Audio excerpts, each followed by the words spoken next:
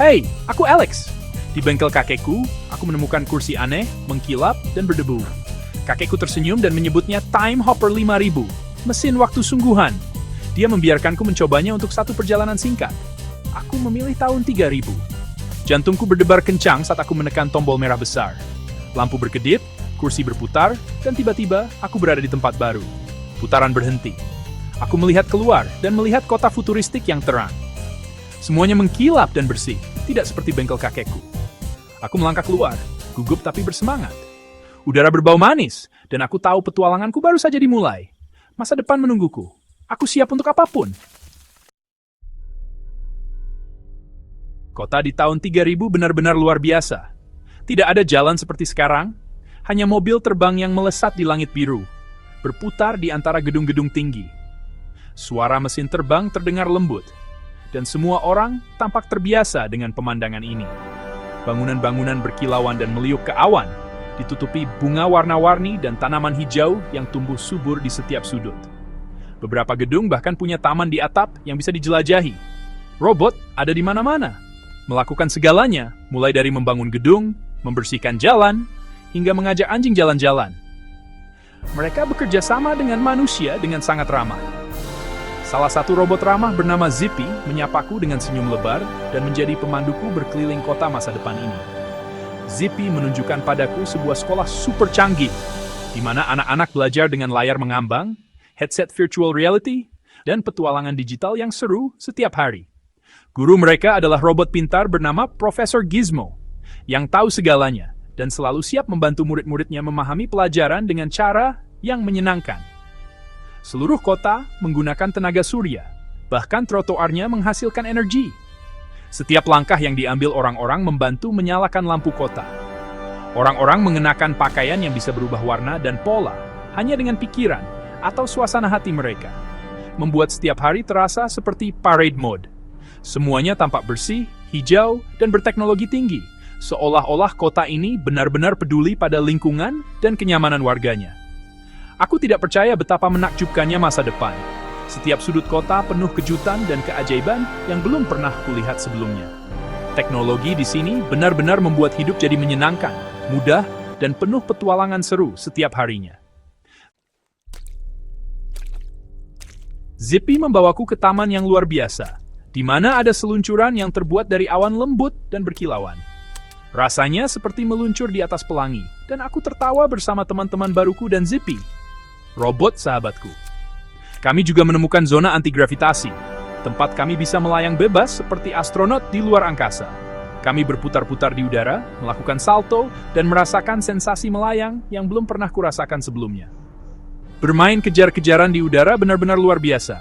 Kami bisa terbang kemana saja, bersembunyi di balik awan, dan tertawa tanpa henti. Itu adalah permainan kejar-kejaran terbaik yang pernah ada.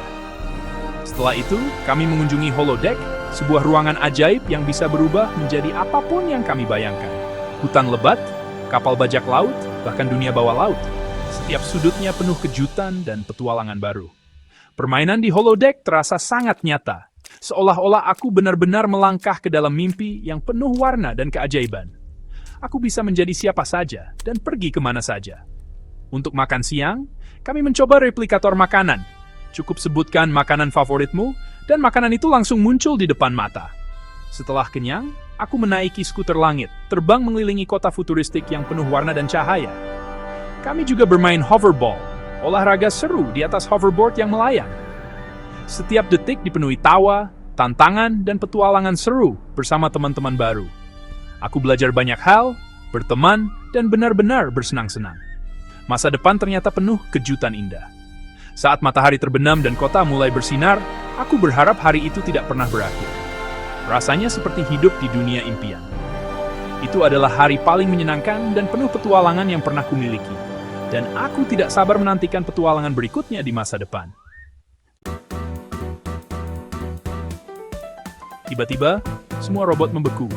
Mereka berhenti bergerak, seolah-olah waktu sendiri ikut terhenti. Suara mesin yang biasanya ramai mendadak lenyap, dan suasana berubah menjadi aneh dan menegangkan. Kota menjadi sunyi, tidak ada mobil terbang, tidak ada lampu, tidak ada apa-apa. Jalanan yang biasanya sibuk kini kosong, dan semua orang tampak kebingungan, bertanya-tanya apa yang sedang terjadi. Peringatan berkedip. Otak robot pusat offline. Orang-orang panik. Mereka berlarian ke sana kemari, mencari tahu apa yang salah. Suasana menjadi kacau, dan rasa takut mulai menyebar. Mereka tidak tahu cara memperbaiki sesuatu tanpa robot. Semua orang terbiasa mengandalkan teknologi. Jadi saat robot berhenti, mereka merasa benar-benar kehilangan arah. Aku teringat nasihat kakekku, terkadang solusi paling sederhana adalah yang terbaik. Kata-kata itu terngiang di kepalaku, membuatku berpikir untuk mencari jawaban dengan cara yang mudah dulu. Aku menemukan otak robot pusat, komputer raksasa dengan kabel besar yang terlepas. Ternyata, masalahnya hanya kabel listrik yang copot. Sungguh sederhana, tapi sangat penting. Aku menunjukkan kepada semua orang menjelaskan bahwa kita hanya perlu memasang kembali kabel itu agar semuanya normal lagi. Dan bersama-sama, kami mendorong steker kembali. Kota menyala, robot berputar hidup, dan Zippy tersenyum lagi. Semua orang bersorak dan berterima kasih padaku. Rasanya luar biasa bisa membantu.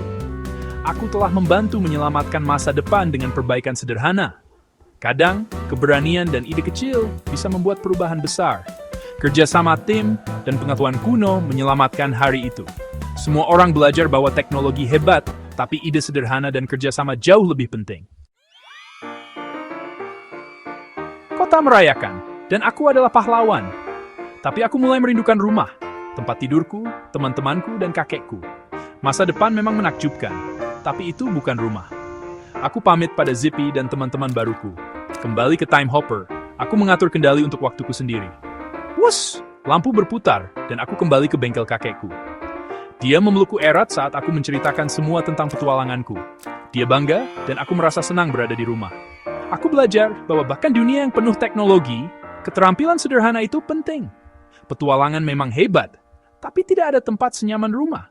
Itu adalah perasaan terbaik di dunia.